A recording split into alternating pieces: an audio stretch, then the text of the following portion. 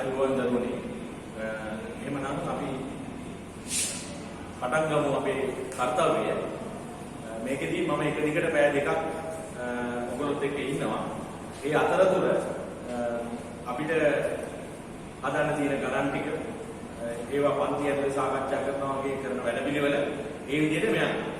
ඒතර ඔයගොල්ලන් නෝට් පොත අරගෙන සූදානම් වෙලා අර වෙනදා පන්තියේ ඉන්නවා කියලා හිතේ තියාගන්න. වෙනදා පන්තියේ ඉන්නවා කියලා හිතේ තියාගන්න මේ කාර්යය කරගෙන යන්න. හොඳයි. එහෙමනම් මට මතකයි කියලා අපි ගිය සතියේ අන්තිමටම කළා මේ අර හමු වීම කියන්නේ. රාමු දෙක එකිනෙකට ශක්ත වෙනකොට ඒ රාමු දෙක හමු වීම කියන කාරණේ අපි සාකච්ඡා කරා. හමු වීම කියන කාරණේ. මේ හමු වෙන්න නම් මොකද වෙන්න ඕනේ? එක රාමුවකට සාපේක්ෂව අනිත් රාමුව නිරීක්ෂණය කරද්දී ඒ මොහොතේ තමා දෙසට සාපේක්ෂ ප්‍රවේගයේ තියෙන බව දැනෙන්න ඕනේ. ඒක තමයි හමු වීම කියන කාරණේ තුල තියෙන ප්‍රධානම දේ. හොඳයි එහෙනම් ඉස්සර වෙලාම මම කැමති මේ මගේ අර ටියුට් එකේ තුන්වෙනි පිටුවේ තියෙන පස්වෙනි ගාන. තුන්වෙනි පිටුවේ තියෙන පස්වෙනි ගානට යන්න. තුන්වෙනි පිටුවේ තියෙන පස්වෙනි ගාන. තුන්වෙනි පිටුවේ තියෙන පස්වෙනි ගානට යන්න කැමති. අපි බලමු මේ පස්වෙනි ගාන ඉස්සෙල්ලාම කියවන්න බලන්න මේ පස්වෙනි ගාන. ගාන හොඳට අධ්‍යයනය කරන්න.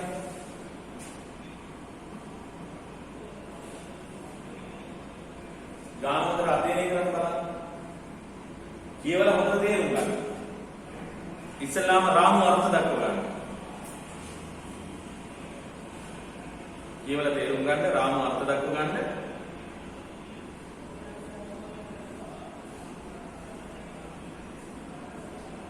ගාන හොඳට කියවන්න බලන්න.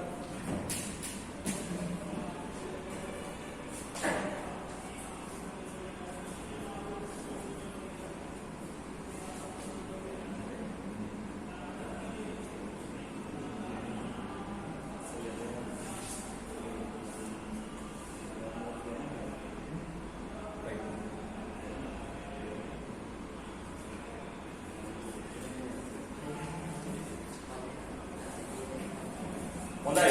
එහෙනම් අපි ගැටලුව අධ්‍යයනය කරන්න පටන් ගමු. මේකේ කියනවා පීනම් වරායක සිට කිලෝමීටර 2ක් දුරින් උතුරු දකුණු දිශාවට වැඩි යන සිදු මාර්ගය. ඒ කියන්නේ පීනම් වරායක සිට කිලෝමීටර 2ක් දුරින් උතුරු දකුණු දිශාවට වැඩි යන සිදු මාර්ගයක උතුරු දෙසට පැය කිලෝමීටර 30ක වේගයෙන් නැවක් ඒකාකාරීව යාත්‍රා කරයි. ඒක තමයි කියන්නේ. හරි. එතකොට එහෙමනම් මෙතන අපිට නැවේ රාමුව ඕන වෙනවා. අපි නැව S කියලා ගමු. නැව S කියලා ගමු. හරි? නැවේ රාමුව ඕන නම් නැව S කියලා ගමු. P වරාය සිට නිරීක්ෂණය කරන විට නැගෙනහිරින් අංශක 60ක් දකුණු දෙසට ලක්ෂයකට පැමිණෙන මොහොතේ P වරාය සිට නැව හමු වීම පිණිස පැයට කිලෝමීටර 18ක වේගයෙන් බෝට්ටුවක් පිටත් වෙනවා. නැව හමු වීම පිණිස මෙතන වැදගත්. එහෙනම් අපි ගමු බෝට්ටුව B කියලා. බෝට්ටුව B. අපි ගමු බෝට්ටුව B කියලා. right?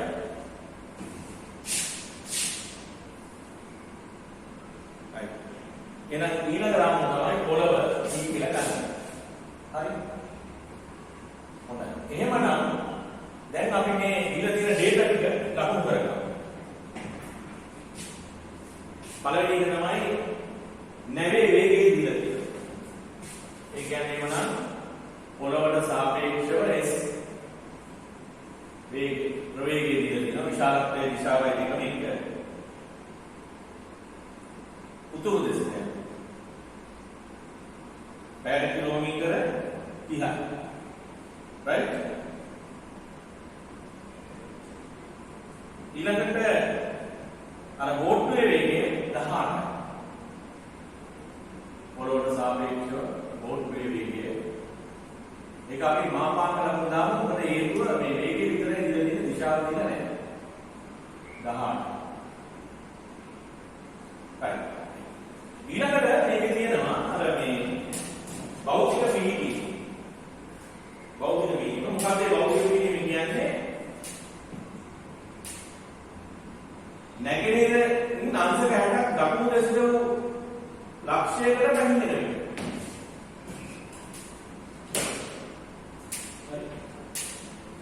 එතකොට දැන් මෙතන තමයි ඔය T කියන වරාය තියෙන්නේ.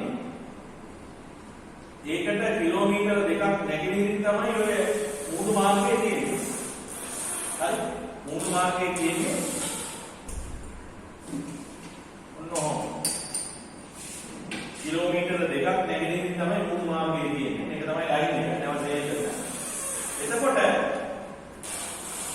නැගෙනහිරින් අංශක 60ක් දකුණට වෙන්නේ. මෙන්න මේ ලයින් මෙන්න මේ පොසිෂන් එකට නැව එනකොට තමයි වෙන්නේ මේ අර බෝට්ටුව විසින් නැව හමු වීම පිණිස පිටත් වෙන්නේ ආයි. මේ තමයි අර S කියන නැව. හරි? මෙතන තමයි අර B කියන බෝට්ටුව තියෙන්නේ. මේ S කියන නැව. මෙයා උතුරු දෙසට තමයි යාත්‍රා කරන්නේ. ඒතර මෙතෙන්දි තමයි අර භෞතික පිළිවීම තියෙන තැන. හරි? ඔබ හරියට වටා ගන්න එක තමයි භෞතික පිළිවීම තියෙන තැන තියෙන්නේ. right? දැන් අපි ගැටුවට ඇතුළු වෙනවා. දැන් මෙතන තව එක දෙයක් මම ලියලා නැහැ. මොකද දැන් මේ නැව මේ බෝට්ටුව පිටත් වෙන්නේ මේ වරාය ඉඳලා මේ බෝට්ටුව පිටත් වෙන්නේ නැව හමු වීම පිණිස. හරි? නැව හමු වීම පිණිස තමයි බෝට්ටුව පිටත් වෙන්නේ. එහෙමනම් නැවට සාපේක්ෂව බෝට්ටුවේ ප්‍රවේගය තියෙනකොට මෙතන ලයින් එක තියෙනවා. ඒ දැන් මෙතෙන්ට එනකොට බෝට්ටුව වතුරට දාලා යන්න පිටත් වෙනවනේ. හරි. එහෙනම් නැවේ ඉන්න කපිතාන්වරයා මේ වරාය දිහා නිරීක්ෂණය කරොත් එයාට පේනවා බෝට්ටුවක් ගුරුත්ව කේන්ද්‍රය මේ පැත්තට එනවා. හැබැයි මේ බෝට්ටුව මෙහෙට හැරෙනවා නම් පේන එකක් නෑ. අඩුම තරමේ බෝට්ටුව මෙන්න මෙහෙටවත් සේල් කරන්න එපා මෙයාව හම්බෙන්නේ. එහෙම නැත්නම් බෝට්ටුව මෙන්න මේ වගේ පැත්තකට ඇවිල්ලා ඕනේ හම්බෙන්නේ. එහෙම නැත්නම් මේ වගේ පැත්තකට ගිහිල්ලා ඕනේ හම්බෙන්නේ. එතකොට ඒ S නැවේ ඉන්න කපිතාන්වරයා මෙනේ මෙන්න මෙහෙම හැරිච්ච බෝට්ටුවක් මෙහෙම එනවා. එයාගේ ගුරුත්ව කේන්ද්‍රය මෙතෙන්ට එනවා. කාරණා පැහැදිලිද? එහෙම නැත්නම් මේ අතට හැරිච්ච බෝට්ටුවක් ගුරුත්ව කේන්ද්‍රය මෙන්න මේ ලයින් එකේ දිගේ එනවා. ඒතකොට එහෙමනම් අපි නැවට සාපේක්ෂව මෙතන අපිට පුළුවන් නැවට සාපේක්ෂව බෝට්ටුවේ ප්‍රවේගයේ දිශාව මේකේ දිශාව දාන්න පුළුවන් කොහොමද? නැගෙනහිරින් දකුණට අංශක 60ක් ආන දුර දිශාව. මෙන්න මේකේ දිශාව අපිට ගන්න පුළුවන්කම තියෙනවා. හරි. ඒක මේක තමයි අපිට තොරතුරු හැටියට තියෙන්නේ. ඔබේ හමු වීම කියන දේ අපිට අධ්‍යයනය කරන්න. හමු වෙනවා නම් අනිවාර්යයෙන්ම මෙයාට සාපේක්ෂව නැවට සාපේක්ෂව බෝට්ටුවේ ප්‍රවේගය මේ පැත්තට. ඒ වගේම බෝට්ටුවට සාපේක්ෂව නැවේ ප්‍රවේගය තියෙන්නේ පිට විරුද්ධ පැත්තට. දැන් අපි මේ මොහොතේම බෝට්ටුවේ ඉන්න කවුරු හරි බයින් මිලක් දාලා මේක දිහා බලනවා. එයාට පේනවා මෙන්න මෙහෙම හැදිච්ච නැවත ගුරුත්ව කේන්ද්‍රයේ මෙහෙම නැවෙනවා. මේ විතරින් කෙනෙකුට පේනවා මේ වගේ පැත්තකට හැදිච්ච බෝට්ටුවක් මේ ලයින් එකේ තියෙනවා. එකිනෙකාට අනිකාව තමා දෙසට එනවා පේනවා. ඒක තමයි සාපේක්ෂ අධිවේගී හමු වීම කියන සංකල්පයේ තේරුම. හමු වීම කියන සංකල්පයේ තේරුම ඒකයි. හරි. ඒක තමයි තේරුම. දැන් එහෙනම් අපි ගැටලුව හදන්න පටන් ගමු. දැන් මෙතනදී ඔයගොල්ලන්ට ප්‍රශ්නයක් එනවා නැවට සාපේක්ෂව බෝට්ටුවේ ප්‍රවේගය සලකනවාද බෝට්ටුවට සාපේක්ෂව නැවේ ප්‍රවේගය සලකනවාද? දැන් මම ඔබට කලින් කරපු පාඩම්වලදී මතකයි මම කියලා දුන්නා. දැන් අපිට දිශාව නොදන්නේ කියලා ඉන්නේ. දිශාව නොදන්නේ කියලා ඉන්නේ. එයාව අනිත් එක්කෙනාගේ රාමුවේදී එයාගේ ප්‍රවේගය තමයි අපි ගන්නේ. මොකද බොහෝ වෙලාවට ගැටලුවලදී අපෙන් අහන්න පුළුවන් මෙන්න මෙයා කොහෙද යාත්‍රා කරන්න ඕනේ. එතකොට අපේ මෙහෙම අපි ලියුවොත් එහෙම සාපේක්ෂ ප්‍රවේග මූල ධර්මය මොන බලන්න. මේ විදිහට ලියුවාම අපිට වාසිය දිනවා. ප්‍රවේගය BE ධන V ES කියන. දැන් බලන්න මෙතන මේ පොළොවට සාපේක්ෂව බෝට්ටුවේ ප්‍රවේගය තමයි මෙතන ලියවිලා තියෙන්නේ. එතකොට අපේ රූප සටහනත් අපිට ලැබෙන්නේ පොළොවට සාපේක්ෂව බෝට්ටුවේ ප්‍රවේග දර්ශකය. පැත්තයි ඔක්කොමත් එක්ක. දැන් මේක මාරු කරලා ලියුවා නම් එහෙනම් මෙතන මේ දෙක මාරු වෙනවා. හරි. ඒතර ඔබ ඒවා තේරුම් ගන්න ඕනේ. එහෙනම් අපි මේකට ඇතුල් කරමු මේ තොරතුරු ටික. 60යි සමානයි. අපි දන්නේ මෙයාට විශාලත්වය විතරයි 18යි. නැවට සාපේක්ෂව පොළොවට සාපේක්ෂව නැවයට උඩට එහෙනම් නැවට සාපේක්ෂව පොළොව එන්නේ පහළට. ඒකේ ප්‍රවේගය 30යි කියලා දියදී. right? දැන් ඔය ටික තමයි තියෙන්නේ. එහෙමනම් අපි මේකට අදාළ රූප සටහන හදිමු. මේකට අදාළව අපි රූප සටහන හදිමු. right. එතකොට ඉස්සෙල්ලාම අපි අඳින්නේ සම්පූර්ණයෙන්ම දන්න දෛශිකය. ඒ කියන්නේ මෙන්න මේ දෛශිකය තමයි අපි ඉස්සෙල්ලාම රූප සටහනේ අඳින්න ඕනේ. අපි ඒක අඳිනවා.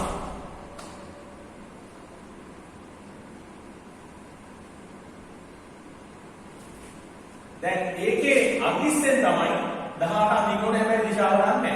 එහෙනම් ඔබ දන්නවා අනිවාර්යයෙන්ම මෙතන කේන්ද්‍ර කරගෙන අවය 18ක් වූ වෘත්තයට අපි යනවා.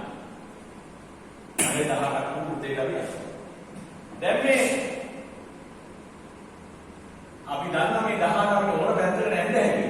හැබැයි මේ ඕන කොහෙද ඇඳ අවසානයේ ප්‍රතිඵලය දෙන්න ඕනේ මෙන්න මෙහෙම. මෙන්න මෙහෙම තමයි ප්‍රතිඵලය දෙන්නේ. මේ දෙකේ එකතුව සමාන වෙන්නේ මේ දෛශිකයනේ. ඒතකොට මේ දෛශිකේ පටන් ගන්න මෙතනින්. කෙරවල වෙන්නේ මේ අර 18 ඇඳලා කෙරවල වෙන්නේ තනින්. ඒ නිසා දැන් 18 කියන පැත්ත කොහෙද කියලා තේරුම් ගන්න බෑ. මේක කොහෙද මේ 18 කියන දෛශිකේ අඳින්නේ කියලා. නමුත් අවසානයේ උත්තරේ මෙන්න මෙතනින් තියෙනවා. හරි. ඒ කියන්නේ නැගෙනහිර ඉඳලා අංශක 60ක් දකුණු පැත්තට. ඒ කියන්නේ මේ කෝණේ අංශක 30 වෙන්න තියෙනවා. දැන් ප්‍රශ්නේ තියෙන්නේ මෙහෙමයි. එහෙම අඳින රේඛාව මේ වෘත්තයේ එළියෙන් ගියොත් ඒ වෘත්තයේ එළියෙන් ගියොත් ඒ කියන්නේ අපිට ප්‍රවේගික ත්‍රිකෝණයක් නිර්මාණය කරගන්න බෑ. ඒ කියන්නේ කවදාකවත් මේ විදිහේ යන නැව මේ වගේ දැනකදී මෙයා නිරීක්ෂණය කරලා පැයට කිලෝමීටර 18ක ස්පීඩ් එක තියෙන බෝට්ටුවකට කිසිදාක මේ නැව හමු වෙන්න බෑ කියන එක. ඒක තමයි ඒකේ පැහැදිලි වෙන කාරණා. right? ඒකේ පැහැදිලි වෙන කාරණාව ඒක. ඒ කියන්නේ අපි මේකේ උත්තරය දෙන්න ඕනේ. මේ දෛශිකයනේ. නැගෙනහිරට අංශක 60ක් ගන්නවා. ඒතකොට ඒක පටන් ගන්නකොට මෙතනින්නේ. දැන් අපි ඔක ඇඳගෙන යනකොට ඇඳාම මේ උත්තරේ හම් වෙන්නේ නැහැ. අපි හිතමු එහෙම හම් වෙන්නේ නැහැ. ඒ කියන්නේ 18 ඇඳලා ප්‍රවේගික ත්‍රිකෝණයක් සම්පූර්ණ කරන්න බෑ. මොකද මේ ලයින් එක යන්නේ එළියි. ප්‍රවේගික ත්‍රිකෝණයක් සම්පූර්ණ වෙන්නේ නැහැ. ඒ කියන්නේ පැයට කිලෝමීටර් 30 වේගයෙන් මෙන්න මේ කියන තැනේ නැවක් උතුරු දෙසට යනකොට කිලෝමීටර් 2ක් එහායින් තියෙන වරායක ඉඳලා මැක්සිමම් ස්පීඩ් එක පැයට කිලෝමීටර් 18ක් වෙච්ච බෝට්ටුවකට මේ නැව හම්බෙන්න බෑ කියන්නේ. අපි හිතමු මේක ඇඳාම හරියට ස්පර්ශ වුණා කියලා. එතකොට අන්න එක ප්‍රවේගික ත්‍රිකෝණයක් පවතිනවා. ඒ කියන්නේ මේ සංසිද්ධිය සිදු වෙන වර්ගී මෙන්න මේ බෝට්ටුවට සේල් කරන්න පුළුවන් යාත්‍රා කරන්න පුළුවන් එකම එක දිශාවේ පවතිනවා. අපි හිතමු මේ දෛශිකය ඇතුළට පස්සේ මේ වෘත්තයේ දෙකොලකට කැපුණා කියලා. එතකොට ප්‍රවේගික ත්‍රිකෝණ දෙකක් හට ගන්නවා. ඒ කියන්නේ මෙලෙස හමුවන පරිදි මේ මෙයාට අර B කියන බෝට්ටුවට යන්න පුළුවන් ලයින්ස් දෙකක් තියෙනවා. ඉතින් අපි ඒක හොයලා බලමු මොකක්ද ඇත්තටම වෙන්නේ කියලා.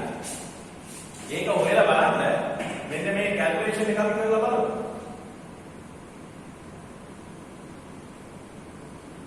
මේක තියෙන්නේ වෙන්නේ මේ ලම්බ දුර 18ට අඩුද වැඩිද සමානද කියලා හොයලා බලමු. මේක 30යි. මේ කෝණෙත් අංශක 30යි. හරි. එතකොට මේ දුර ඉන්නේ 30යි sin 30. sin 30 භාගය කියන්නේ 15. හරි ලම්බ දුර භාගය හැබැයි මේ වෘත්තයේ අරේ 18යි. ඒ කියන්නේ අනිවාර්යයෙන් දෙකට කියන්නේ ආයි කතා කරන්න දෙයක් නෑ. වෘත්තයේ අරේ 18යි ඊට වඩා වැඩි. ලම්බ දුර තියෙන්නේ මේ ලයින් එකට ලම්බ දුර. මේ ලයින් එකට ලම්බ දුර තියෙන්නේ 15යි. වෘත්තයේ අරේ 18යි. ඒ කියන්නේ අනිවාර්යයෙන් කැපෙනවා. අන්න දැන් ඔබට පේනවා ප්‍රවේගික ත්‍රිකෝණ දෙකක් හට ගන්නා බව. කොහොමද ප්‍රවේගික ත්‍රිකෝණ දෙකක් හට ගන්නවා කියලා අපිට කියන්න පුළුවන් ඉන්නේ. මේක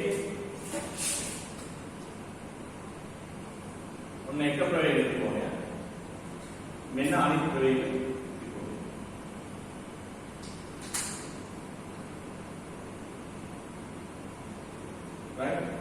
අපි ගමු මෙතන O කියලා. අපි ගමු A D ගන්න ඕනේ C D. මේක අන්තර කියලා.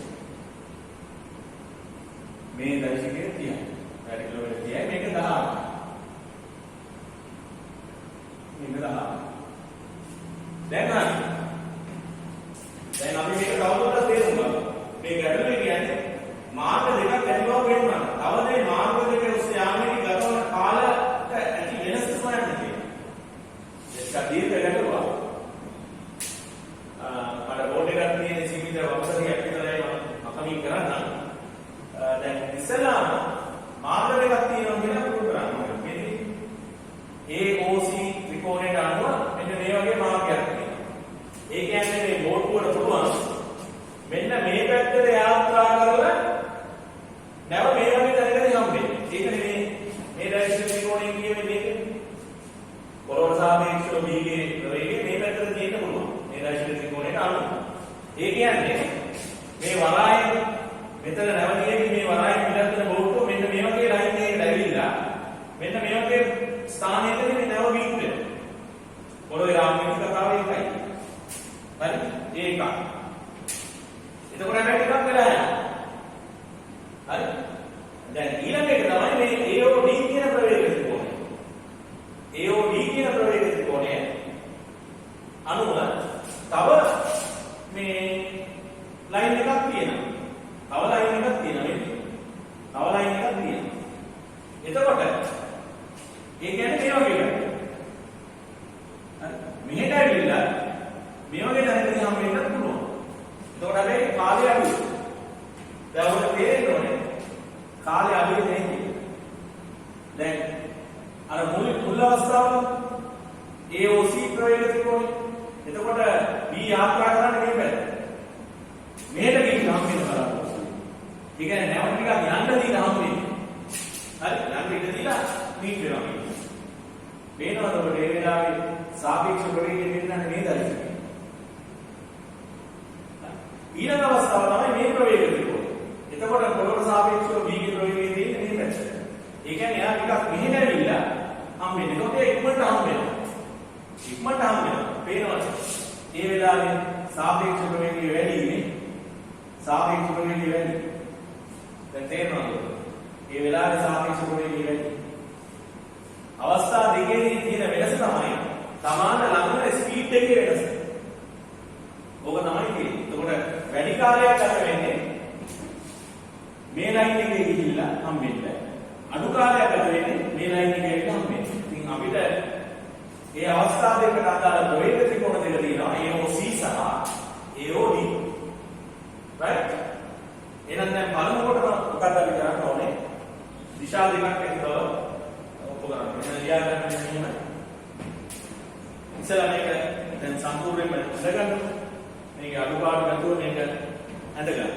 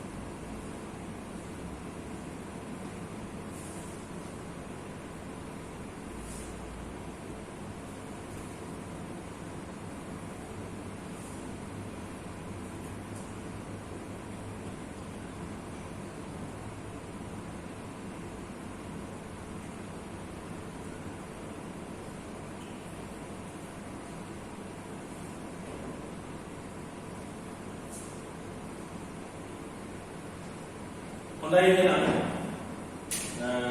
අපි ඉස්ලාමයේ දිශා දෙකක් තියෙන බව ලියලා තිමු. ලියන්නේ මෙහෙම. මෙහෙම ලියා ගන්න.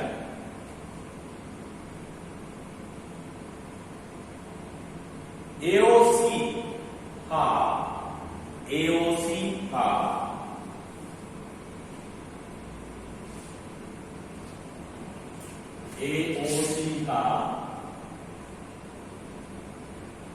AOD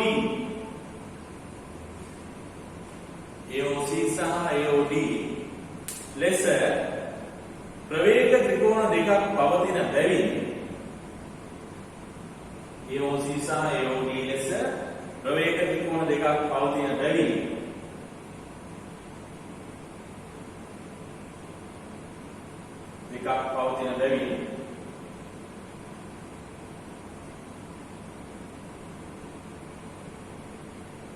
නැව හමුවීම පිණිස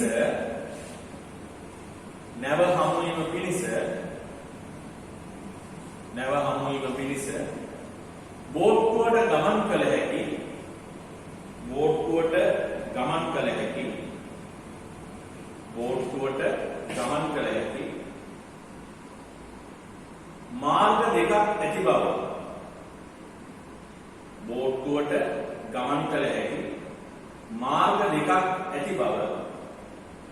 මාර්ග දෙකක් ඇති බව පෙනේ.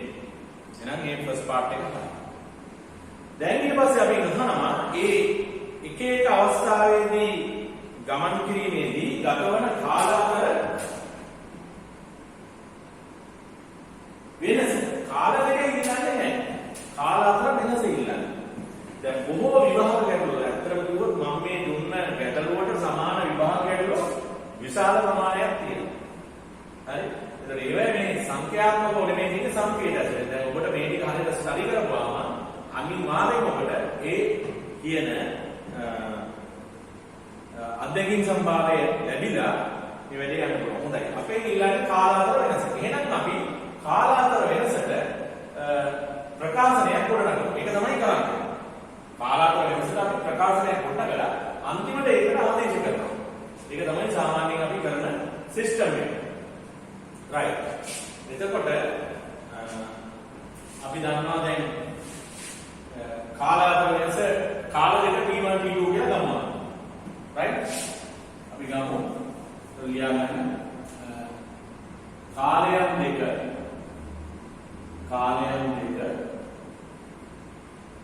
T1 හා T2 යයි ගනිමු. right. කාලයන් දෙක T1 හා T2 යයි ගනිමු. T2 විසාරයි T1 යයි සිතමු. ඒ කියන්නේ T2 තමයි ලොකු කාලය. ඒ කියන්නේ අර මෙන්න මේ වගේ පැත්තකට ගිහිල්ලා හම් වෙනවා කියන්නේ මේ දේ. ඒ කියන්නේ AOC ත්‍රිකෝණයට අදාළ. T1 කියලා කියන්නේ ඊට වඩා අඩු කාලය. ඒ කියන්නේ මේ පැත්තේ ආකාරයකට හම් වෙන අවස්ථාව. ඒ කියන්නේ AOD කියන ප්‍රවේග ත්‍රිකෝණ. දැන් එහෙනම් අපි කාලයට සමීකරණය කොටනගමු. T1 දැන් මම කිව්වා අපිට කාලය පොළවේ රාමුවකින් හොයන්න අපහසු කියලා. එහෙනම් මේ බෝඩ්ඩුවට මෙතනලා මෙතෙන්ට එන්න කාලය හොයාගන්න ඕනේ. ඒතර මේ දුර හොයාගන්න ඕනේ. හරි? දුර හොයාගෙන 18 බෙදුවනම් හරි. එහෙම නැත්නම් නැවට මෙතෙන්ලා මෙතෙන්ට එන්න ලැබෙන කාලය ගන්න ඕනේ. දෙකම එකයි. ඒ දුර හොයාගෙන 30 බෙදන්න. ඔය දෙකෙන් එකක්වත් කරන්න අවශ්‍යතාවයක් නැහැ. මොකද අපි කාලය ගණනය කරන්නේ इसके रामुनी नवे रामुनी කාලය ගණනය කරනවා. එතකොට නවේ රාමුනි කාලය ගණනය කරනවා කියන්නේ නැවට සාපේක්ෂව මෙන්න මේ දුර විභාගනය කරනකොට මේ දුර. නවේ රාමුනි දිහා විභාගනය කරනකොට මේ දුර.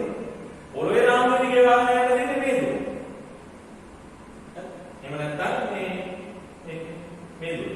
දැන් අපි මෙතන සාපේක්ෂ රාමුනි පොළොවට සාපේක්ෂව නෙමෙයි හොයන්නේ නැවට සාපේක්ෂව. එහෙනම් නැවට සාපේක්ෂව බෝඩ්ඩුවේ ඉන්නකොට මේ දුර. ඒක සමානයි 2යි sec 60. 2යි sec 60. බෙදීම AC දෛශිකයේ විශාලත්වය. ඒ අවස්ථාවේ නැවට සාපේක්ෂව ප්‍රවේග දෛශිකය වෙන්නේ. AC වලින් වෙන්නේ. AC වලින් තමයි වෙන්නේ.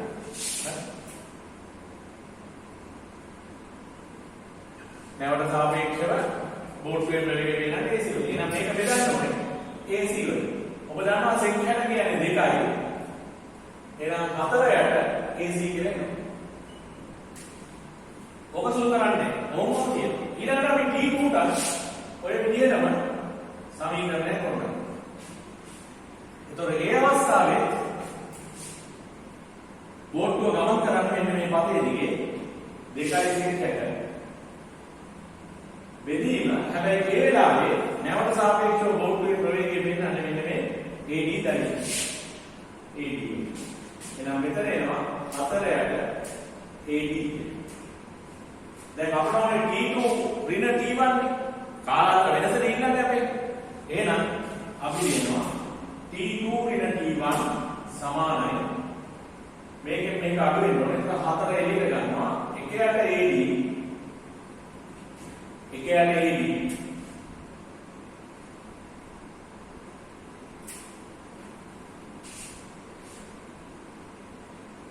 මෙතන පොඩ්ඩක් වැරදුනා නේ. T1 කියලා කියන්නේ අඩු කාලයනේ. ඒතර අඩු කාලයට අදාළ වෙන්නේ මෙන්න මේ කියන එක. ඒ කියන්නේ මෙන්න මේ ප්‍රවේගයට ඕනේ අදාළ. ඒතර මෙතන එන්න ඕනේ AD. මෙතන එන්න ඕනේ AD. right? T2 කියලා කියන්නේ වැඩි කාලයනේ. T2 විශාල. එහෙනම් කාලය වැඩි වෙන්නේ අර මේ පැත්තට යාත්‍රා කරලාම වෙනකොට. ඒ කියන්නේ අඩු සාපේක්ෂ ප්‍රවේගය. කාලය වැඩි වෙනවා කියන්නේ සාපේක්ෂ ප්‍රවේගය අඩුයි. ඒත් එතන AC. එතන AC. ඒතර T2 ඍණ T1 කියනවා මෙතනින් එන්නේ AC. අඩු කිරීම එකයට AD. මම මේ විභාගයේදී මේක සුළු කරන විදිය මේ කියලා දෙන්නේ. ඔයාලට ආදේශ කරන්නේ. දැන් මෙතන අපි පුඩක් කරන කාලයක් තව පොඩ්ඩක් සුළු කරනවා මේ. AD ඍණ AC බෙදීම AC වතාවක් AD. AD ඍණ AC. AD ඍණ AC කියන්නේ මොකක්ද? DC. එහෙනම් මම උඩට ආදේශ කරනවා 4යි DC බෙදීම AC වතාවක් AD. මෙන්න මේක එක කියලා අපි පැත්තකින් කියමු. T2 ඍණ T1. right? දැන් අපිට මෙන්න මේ CD දුර තමයි අවශ්‍ය කරන්නේ. හරි CD දුර. දැන් මේ CD දුර කැල්කියුලේට් කරන්නේ කොහොමද? අනිවාර්යයෙන්ම ඔබ දන්නවා. මෙන්න මේ ඉතන ඉඳලා ලම්බකයක් අඳිනවා මේ දෙන්න. ඒතකොට මේ ජාය සමකේන්ද්‍රය වෙනවා මේක. හරි? මෙතන අපි ගමු E කියලා. මේ කෝණේ අපි ගමු θ කියලා. ඒතකොට මේක θ කියලා ඔබ දන්නවා. දැන් එහෙනම් අපි හොයා ගන්න ඕනේ මේ CE දුර හරි ED දුර. ඉතින් අපි බලමු කොහොමද ඒක හොයන්නේ කියලා. ඒක හොයන්න පුළුවන් මට මෙන්න මෙහෙම. ඒක හොයන්න පුළුවන් මෙන්න මෙහෙම. මම මේ කොටස බලනවා.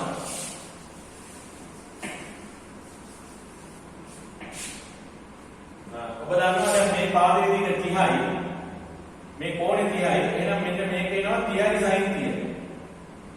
30යි sin 30 කියලා එනවා. OE එනවා. OE එනවා 30යි sin 30.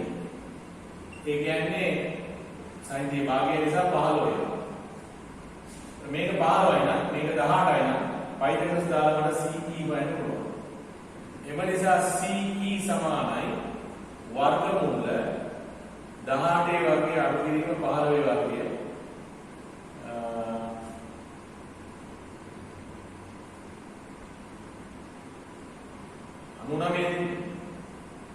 18 වෙනි 15 දුවම එතන 3ක් කියනවා. වර්ග දෙකෙන් අතරේ සාධක කෙරුවොත් 18 වෙනි 15 කියලා ගත්තොත් එතන 3ක් කියනවා. ඊළඟ 18 ගන්න 15 දුවම 33ක් කියනවා. 33 ඒවා 3ක් කියන්නේ 99. 99 වර්ගමූලය. 9 වරක් 11යි. ඒ කියන්නේ 3යි මූල 11ක් කියනවා. CE.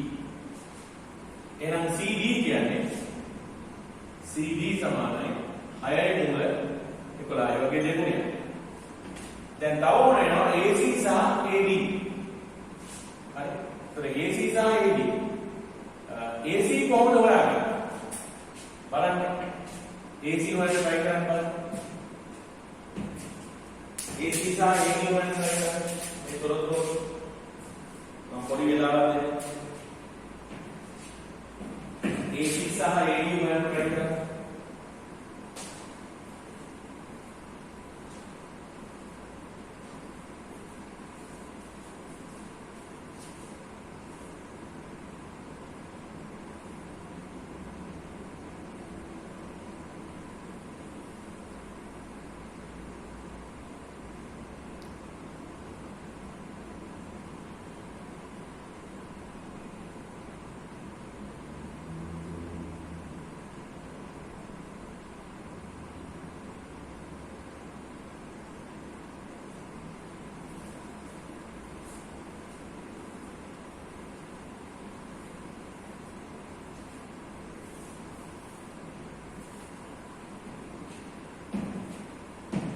දැන් බලමු ඔබට මේක පුළුවන්ද කියලා.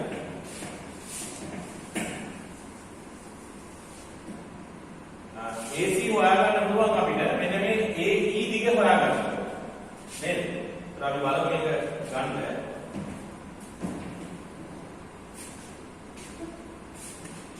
AE දිග. AE දිග. මම මෙතෙන්ට ගන්නම්. AE දිග සමානයි 30යි cos 30 නේ. මේක 30යි මේ කෝණය 30යි එහෙනම් 30යි cos 30. 30යි cos 30. cos 30 කියන්නේ මූල 3ට 2යි. එහෙනම් එනවා 15යි මූල 3යි කියන්නේ. මේ විදිහට. right. හැබැයි අපි CE දන්නවා කලින් 3යි මූල 11යි. එහෙනම් AC හොයන්න පුළුවන්. AC සමානයි AE අඩු කිරීම CE. AE අඩු කිරීම CE. හරි. AE කියලා කියන්නේ 15යි මූල 3. CE 3යි මූල 11. අන්න AC වල බයට එක මේ ඔක්කොම ලස්සනට සුළු වෙනවා. ඒක සුළු වෙනවා ගන්න. දැන් AC ඕකේ. දැන් ඊළඟට අපිට ඕනේ AD. AD කියන්නේ මේ දුර. ඒ කියන්නේ AE ධන ED. හැබැයි ED සමානයි CE. අපි දන්න නිසා. එහෙනම් කිසිම ගැටලුවක් නැහැ. දැන් පස්සේ ඔයගොල්ලෝ තේරුම් ගනි. මේ කැල්කියුලේෂන් එක ගොඩාක් නැහකල එනවා. ඔය AD දෙන්නේ මැදට දාලා අපේ ඉන්න අවස්ථාව. ඕක ගණන් ගොඩක එනවා. එක ගානක දෙකේම නෙමෙයි. ගැටලු විශාල සංඛ්‍යාවක ඔය දේම ඔයගලන්ට හම්බ වෙනවා. ඔය මේ රූප සටහන හම්බ වෙනවා. මේ කැල්කියුලේෂන් එක හම්බ වෙනවා. මේ විදිහට කාලාන්තරය හම්බ වෙනවා. ඒකයි මම කිව්වේ මේ පාඩමේ විශේෂයෙන් ඇප්ලයි කරද්දී මම හැම වෙලේම කියන්නේ සංසිද්ධි අධ්‍යයනය කරන්න. ගැටලු කඩපාඩම් කරන එක නෙමෙයි සංසිද්ධි. ව්‍යවහාරික ගණිත සංසිද්ධි අධ්‍යයනය කරන්න. අන්නේ සංසිද්ධිය වල හේතු සහිතව මනස හොඳට මේක යොදවන්න. එතකොට මේ කාර්යය කරන්න පුළුවන්. ඒ ඔබ මානසිකව හොඳ මට්ටමකට මනස ප්‍රෝග්‍රෑම් කරන්න. මයින්ඩ් එක ප්‍රෝග්‍රෑම් කරලා තියෙනවා. එහෙම නැතුව මේ කාර්යය කරන්න බෑ. මේක කරන්න බෑ. ඔබ තේරුම් ගන්නකොට මෙතන ළමයි කවුරුත් එතන මම මේක උගන්වන්නේ. ඒ මගේ මයින්ඩ් එක මම ප්‍රෝග්‍රෑම් කරලා තියෙන නිසා මේ වැඩේ. right? ඒ නිසා ඒ දෙක කරන්න. දැන් එහෙනම් අපි බලමු AD. AD. හරි. AD සමානයි AE ධන ED. AE ධන ED. එතකොට AE ධන ED වෙනුවට මට පාවිච්චි කරන්න පුළුවන් CE. මේවා ලියන්න ඕනේ හරියද? මම මේ මුල් අවස්ථාව නිසා මම මේ උගලට මේවා ලියන්නේ. 15යි මූල 3 ධන 3යි මූල 11. අන්න දැන් සියලු තොරතුරු හරියනම් අපි මෙතෙන්ට එනවා. එම නිසා T දෙක වෙන D එක. නැත්නම් එකකින් කියලා දාමු. දැන් මේ කැල්කියුලේෂන් එකෙන් පස්සේ මම මෙතෙන්ට එන්නේ. සමානයි 4 වතාවක්. නැත්නම් මෙතෙන්ටම ගමු. එකකින් මට එනවා T දෙක වෙන D එක සමානයි 4 වතාවක් BC. DC කොහෙද යවුවා? ආමෙදි 6යි මූල 11 බෙදීම AC 15යි මූල 3 අඩු කිරීම 3යි මූල 11 ඊළඟට ආයෙනවා 15යි මූල 3 එකතු කිරීම 3යි මූල 11 ඉතින් මෙතන උඩ එනවා 24යි මූල 11 බෙදීම මේ වර්ග දෙකක අන්තරය අනිවාර්යයෙන් මෙතනින් වර්ග දෙකක අන්තරය. ඒතර 15 වර්ගයේ වතාවක් 3 කියලා එනවා. මොකද මූල 3 වර්ගුණා. ඍණ 3 වර්ගයේ වතාවක් 11 කියලා එනවා. මෙතනින් එනවා 24යි මූල 11 බෙදීම 200 මෙතන 225යි 15 වර්ගය කියන්නේ 225යි 225 තුනක් කියන්නේ 675යි 675යි 9යි 9ක් 11 99 මෙතනින් එනවා 24යි මූල 11 670යි 100ක් අඩු වුණා නම් 570යි නම් මෙතන එනවා 576. මට මතක හැටියට නම් 24ට 572යි 48යි 9යි 96ට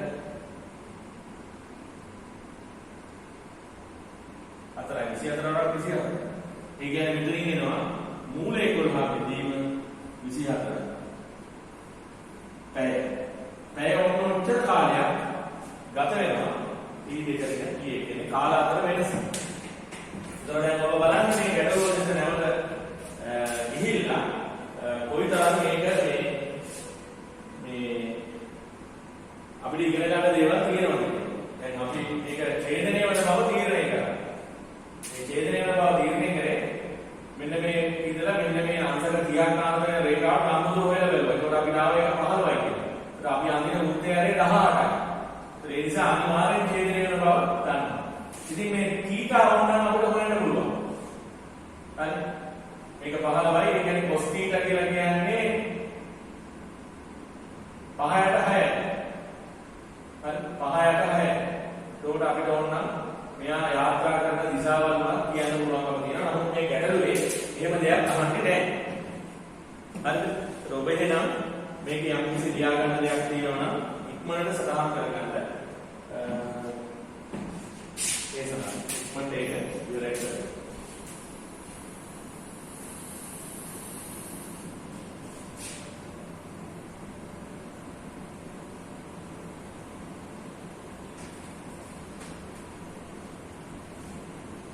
අපිට දැන් මේ සාපේක්ෂ ප්‍රවේගය සියලු කරුණු මේ වීඩියෝ එකේ මේ පැය දෙකකට ඉවර කරන්න තමයි මගේ බලාපොරොත්තු වෙන්නේ. මම හිතන්නේ දැන් ඔබට මම ගෙදර ගිහිල්ලා ඒවා හදන්නේ කියලා කිව්වා. හොඳ අප්ඩේටින් සම්භාරයක් එකතු වෙලා ඇති.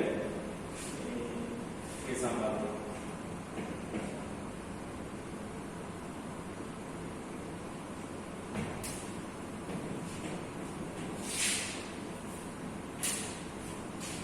අවශ්‍ය දේවල් සටහන් කරනවා.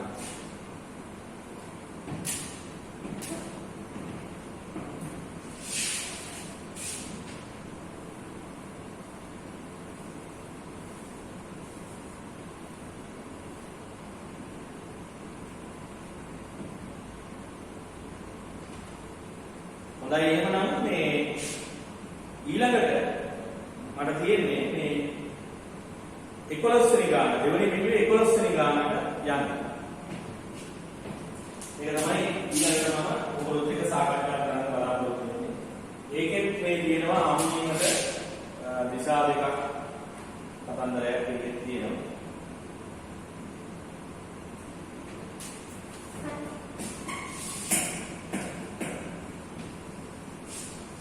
ඒ කියන්නේ දෙවෙනි පිටුවේ 11 වෙනි ගාන.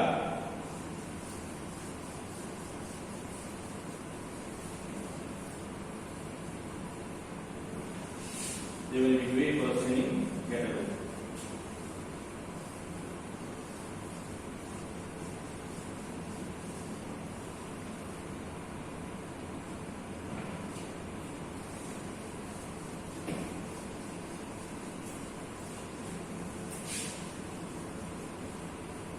හරි. එහෙනම් අපි යමු මේ ගැටලුවට.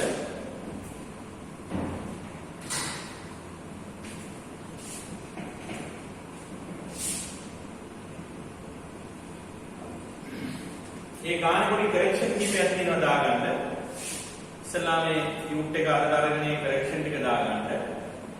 මම දැන් කියනවා එක උඩින් අහගෙන ඉඳලා දාගන්න. P නැමැති වරායක සිට නැගෙනහිරට කිලෝමීටර් 5ක් දුරින් උතුරු දිශාවට වූ මාර්ගයක. එතන ලියා ගන්න ඕනේ පැයට කිලෝමීටර 100ක. එතන ගන්න ඕනේ පැයට කිලෝමීටර 100ක සතත වේගයෙන් ඒ නැවක් යාත්‍රා කරයි. පැයට කිලෝමීටර් 100ක සතත වේගයෙන් ඒ නැවක් යාත්‍රා කරයි. ඒක තමයි එතන තියෙන්නේ. පැයට කිලෝමීටර් 100ක සතත වේගයෙන් ඒ නැවක් යාත්‍රා කරයි.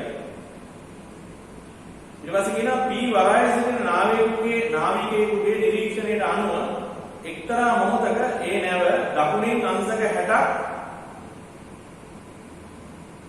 නැගෙනහිර S60 කියන්නේ S කියන්නේ දෙසින් දිස්විය. ඒ මොහොතේම P වරායේ නවතා තිබූ B1 හා B2 සැපයුම් බෝට්ටු දෙකක්. අන්න බෝට්ටු දෙකක්. නැව හමු වීම පිණිස එකිනෙකට වෙනස් මාර්ග දෙකක ගමන් කරන ලදී. B1 බෝට්ටුව B2ට කලින් නැව හමු පිණිස ගමන් කරයි. B1 කලින් යනවා. ඒ කියන්නේ එයාගේ සාපේක්ෂ වේගය වැඩි වෙන්න ඕන. අන්න දැන් දැක්කද? ටක් ගාලා ඒක ක්ලික් කරගත්තා ඒ පොයින්ට් එක. හරි?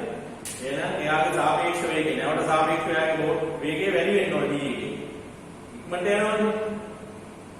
B1 B2 වේග පිළිවෙලින් අන්න පැයට කිලෝමීටර 180 හා පැයට කිලෝමීටර 90 නම් එක හදාගන්න.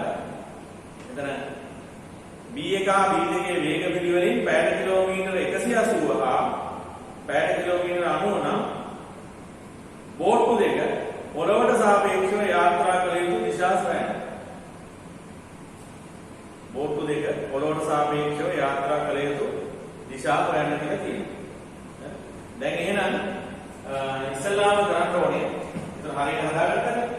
B1 B2 වේග පිළිවෙලින් පැයට කිලෝමීටර 180 හා පැයට කිලෝමීටර 90.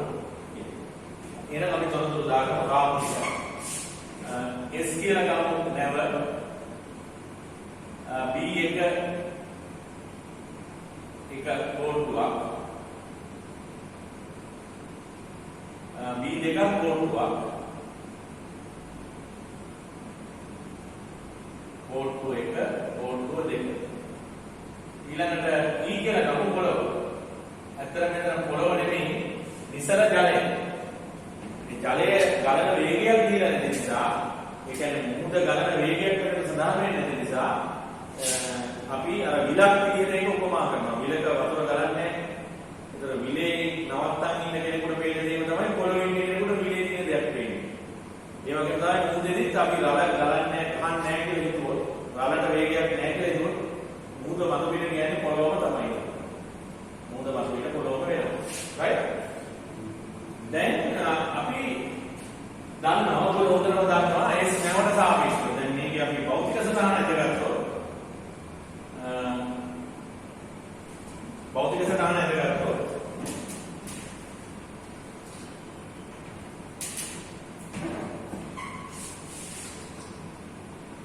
නැව ගමන් කරන මාර්ගය තමයි මේ තියෙන්නේ.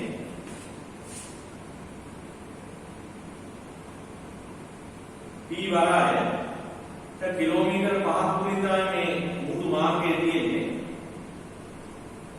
දකුණින් අංශක 60ක් නැගෙනහිරට වෙන්න තමයි මේ නිරීක්ෂණය ඉස්සෙල්ලාම නාවිකයා සිදු කරන්නේ. දකුණින් අංශක 60ක් නැගෙනහිරට වෙන්න.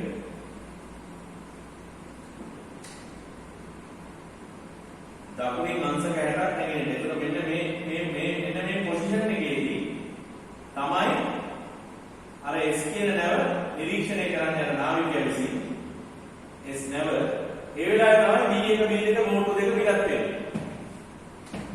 B1 කලින් එනවා. B2ට කලින් B1 එනවා. ඒ කියන්නේ නම් B1 මේ වගේ ලයින් මේක වගේ එනවා. ඒක නැත්තම් මේ වගේ වෙන්නත් පුළුවන්.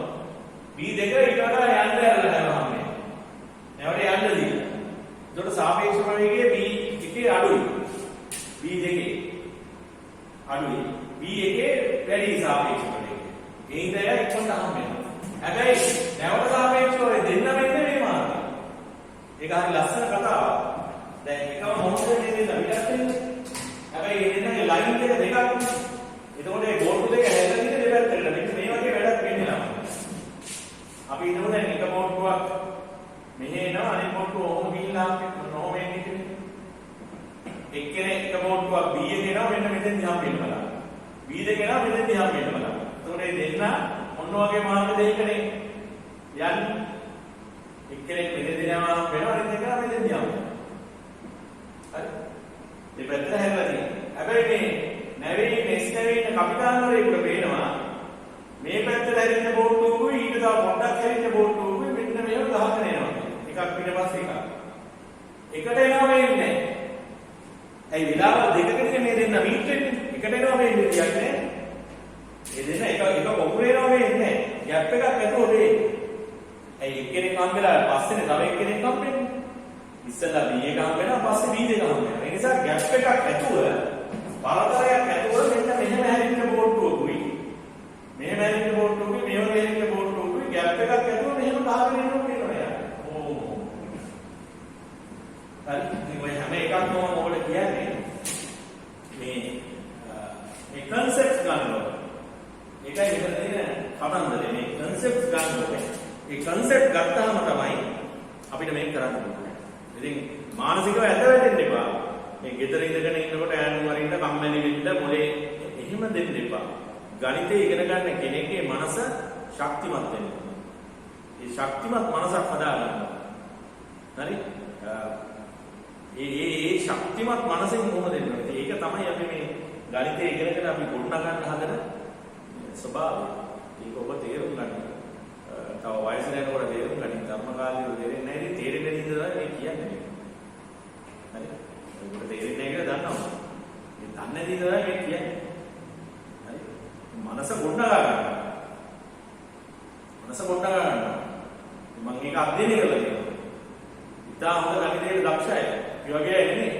තාම ගණිතයේ දක්ෂයි. මගේ සමකාලීනව මම ඒගොල්ලන්ගේ චරිත ලක්ෂණ ඒගොල්ලන්ගේ හැසිරීම කැටි ඔක්කොම මෙනෙහි කරලා බලනකොට ඒගොල්ලෝ හොඳ හાર્ට් මයින්ඩඩ් මිනිස්සු. ඊළඟට මගේ ශිෂ්‍යයෝ මට ආම්බෙලා තියෙන ශිෂ්‍යයෝ ගණිතයේ ගොඩක් දක්ෂයි. ඒගොල්ලෝ දිහා අපි නිරීක්ෂණය කරපුවාම අපට පැහැදිලි වෙනවා ඒ හැම කෙනෙක්ම මානසික ශක්තිමත් මිනිස්සු. හරි? මානසික ශක්තිමත් නැති කෙනෙකුට ගණිතය හදාගන්න බෑ. හાર્ට් මයින්ඩ් එකක් තියෙනවා. ඒ කියන්නේ මේ එන පට්ට මීටරයක් කියන එක නෙමෙයි. ඒක තියෙනවා නම් හොඳයි. නමුත් මනස ශක්තිමත් පුද්ගලයෙක්. යමක් හඹා යන මනසක් තියෙනවා. හැබැයි සැහැල්ලු. හඹා යනවා කියලා ගාඩිය පෙරාගෙන අතිමුණින් දාගෙන යන එකක් නෙමෙයි මැක්ස් කියන්නේ. හඹා යනවා. හැබැයි සැහැල්ලු. අන්න ඒක හොඳට මතක තියාගන්න. ඒ නිසා මේ මනස ගොඩනගාගෙන මේ වැඩේ කරන්නේ. නිකන් මේ ඇලි මැලි වෙන්න එපා. right. එහෙනම් දැන් අපි දත්ත ලකුණු කරන්න යන්නේ. මේක දත්ත කීපයක් තියෙනවා. ඔපැනින් කිලෝමීටර් 100. ඒතකොට S නෙවෙයි ඉස්සලා. පොළොවට සාපේක්ෂව S නෙවෙයි ප්‍රවේගය. උතුරු දෙසට පැයට කිලෝමීටර් 100යි. ඊළඟට පොළොවට සාපේක්ෂව V1 බෝට්ටුව ප්‍රවේගයේ විශාලත්වය විතරයි අපි දන්නේ 180යි පැයට කිලෝමීටර. ඊළඟ පොළොවට සාපේක්ෂව V2 බෝට්ටුවේ ප්‍රවේගයේ විශාලත්වය විතරයි දන්නේ 90යි පැයට කිලෝමීටර. ඊළඟට එක දෙයක් දන්නවා නැවට සාපේක්ෂව V1 ප්‍රවේගයේ දිශාව සමානයි ප්‍රවේගයේ V2 බෝට්ටුවේ නැවට සාපේක්ෂව. මේ දෙකේම දිශාව තියෙන්නේ මෙන්න මේ ලයින් එක. මොකද නැව හම්බුලින් පිළිසනේ. ඒ කියන්නේ මෙන්න මේ වගේ ලයින් එකක් මේක ආන්සර් කරගන්න. නෝ ප්‍රොබ්ලම්. එහෙනම් අපි සාපේක්ෂ ප්‍රවේගය මොකද අපි ස්ථාපනය කරමු. නැවට සාපේක්ෂව V1 බෝට්ටුව සමානයි ප්‍රවේගය V1 ගේ පොළොවට සාපේක්ෂව ධන ප්‍රවේගය පොළවේ නැවට සාපේක්ෂව. එතකොට මේක තියෙන්නේ මේ පැත්තට ආන්සර් 60යි සමානයි පොළොවට සාපේක්ෂව V1. අපි දන්නේ ඒක 180. ධන නැවට සාපේක්ෂව පොළොව පල්ලෙහාට 100යි. පල්ලෙහාට 100. පල්ලෙහාට 100. හරි? එතකොට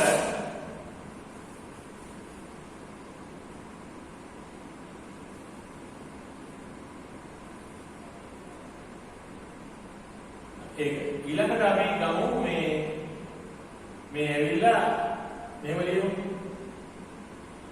දැන් මෙතන B1යි B2යි දෙකටම එකම ඉන්නේ. කමන්නේ ආයවරක් තියෙන ප්‍රවේගය B2 නැවට සාපේක්ෂව සමානයි ප්‍රවේගය B2 පොළොවට සාපේක්ෂව ධන ප්‍රවේගය පොළවේ නැවට සාපේක්ෂව. ඒකෝට මෙතන ඉන්නේ 90යි. ධන පල්ලෙහාට 100යි. මෙතනදී අර කිව්ව දේ එහෙමම තමයි. අමුලින් වලින්ස. ඉතින් මේ අවස්ථා දෙකක් තියෙන්නේ. අපි ප්‍රවේග ත්‍රිකෝණ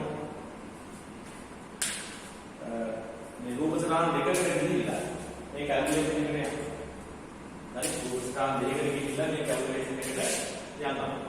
එතකොට දැන් පළවෙනි රූප ස්ථානට අපි ගියොත් right අපි C අඳිනවා. C ඇන්නලා ඒකේ කෙරෝලෙන් 180ක් වෙච්ච වෘත්තය අඳිනවා. ඒ නිසා මම මේක කරන්න ඉස්සෙල්ලා වෘත්තය ඇතුලේ ඉන්න. නැත්නම් මේක අවුල් වෙන්න පුළුවන්. C ඇඳලා ඒක කෙරෝලෙන් තමයි අපි ආවේ 180 වෙච්ච වෘත්තය එන්න C. ඒකේ කෙරෝලෙන් ආවේ 180 වෙච්ච වෘත්තය අඳිනවා. හැබැයි අපේ පිළිතුර ලෙස එන්නේ මෙන්න මේ දෛශිකය. ඒ දෛශිකේ පටන් ගන්න මෙතනින්. එහෙනම් අපිට කරන්න තියෙන එක දෙයයි. ඒක අඳින එක කරන්න ඕනේ නේද? ඒකයි. දැන් අපි දන්නවා මේ දෛශික දෙක එකතුලා උත්තරේ මේක. මේ උත්තරේ පටන් ගන්න මෙතනින්. මුලින්ම අඳින පටන් ගන්න ලක්ෂය මේ පිළිතුරේ ආරම්භය නවත්තමු දෙන්නේ අවසානයේ. ඒතර එහෙමනම් මෙන්න මේ 180 තියෙන්නේ මෙහෙම කියන එක දැන් අපුවේ.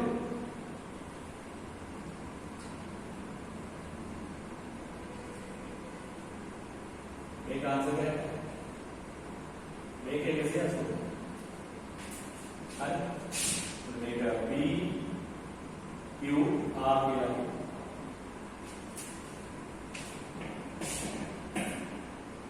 දැන් අපිට ඕනේ ඔන්නේ BR දෛශිකයේ විශාලත්වය හොයාගන්න. ඒකෝර තමයි අපිට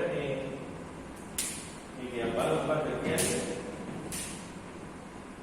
යාත්‍රා කරන දිශාව. මෙන්න මේ ඇන්ගල් එක හොයාගන්න ඕනේ. මේ ඇන්ගල් එක හොයාගන්න. යාත්‍රා කරන දිශාව. මේ ඇන්ගල් එක හොයාගන්න. ඉතින් බලන්න මේක ලියාගෙන කැල්කියුලේෂන් එකට යන්න බලන්න. මේ ඇන්ගල් එක හොයාගන්න.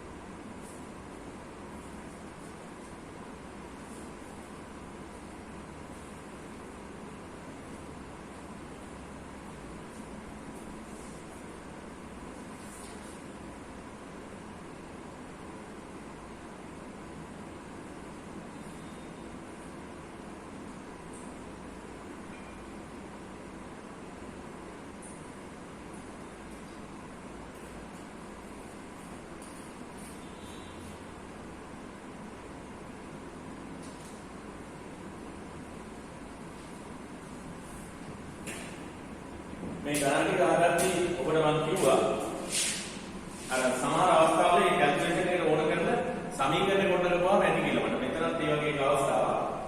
අපි ගමු මේ ඇන්ගල් එක ඇල්ෆා කියලා.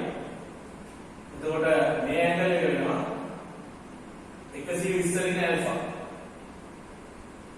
මේක 120 රින ඇල්ෆා වෙනවා.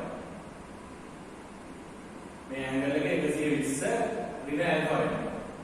ඇයි මම මේක ගත්තේ sin නියමයේ දාන්න බලාගෙන තමයි ඒක ගත්තේ. මොකද මම දාන්නේ මේ පාඩ දෙකේ කිව්වනේ. ඒකට ඒකට ඉස්සරහින් තියෙන කොහොමද කියලා දැනගන්න ඕනේ.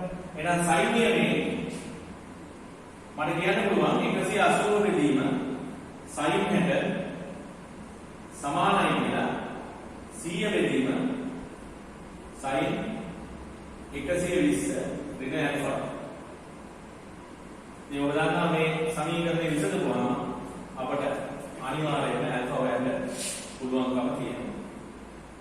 මේක ඉන්නේ sin alpha cos alpha මේ sin alpha දා cos alpha වල සමීකරණයක් එනවා. a cos theta දා b sin theta සමානයි c මොඩල් එකේ සමීකරණයක්. ඉතින් ත්‍රිකෝණමිතිය ඔන්න දැන් ඇප්ලයි වෙන්න පටන් ගන්නවා.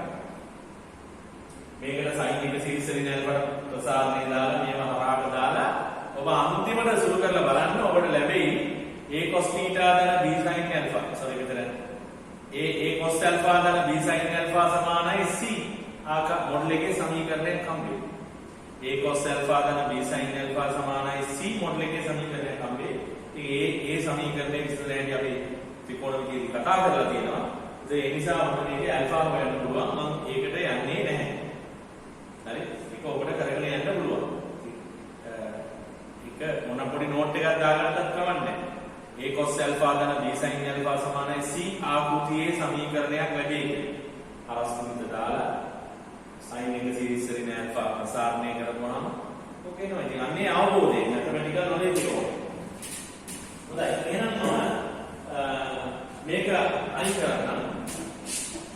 ඒක මම හිතන්නේ ඔබට පුළුවන්. දැන් අපි යමු ඊළඟ අවස්ථාව. ඊළඟ එකේදී c ඊට පස්සේ තියෙන්නේ ප්‍රවේගය 90. එතෙන්දී මම ඉස්සර වෙලාම අර ඕනනම් මට මුද්දේ ඇඳලා ඉන්න පුළුවන්. මේක පහසුයි යන මොකද මම තව කට්ටක් පාවිච්චි කරලා නෙමෙයි ඒ කර්තව්‍ය කරන්නේ. තව කට්ටක් පාවිච්චි කරලා නෙමෙයි කර්තව්‍ය කරන්නේ. එතකොට දැන් 100 කියන දෛර්ඝ්‍යය ඇඳා 100 කියන දෛර්ඝ්‍යය ඇඳා මෙහෙම. දැන් මේකේ කෙරවලින් තමයි මට අඳිනවටම තියෙන්නේ. අර 90 කියන දෛර්ඝ්‍යය. එතකොට අර අංශක 90ක් අර ඒකක 90ක් වෙච්ච වෘත්තය ඒකද ගැහුවා. right. ඊළඟට අපි දන්නවා මේ 90 කියන දෛර්ඝ්‍යය කොයි පැත්තට ගියාද? 90 කියන දෛර්ඝ්‍යය කොයි පැත්තට ගියාද? 90 කියන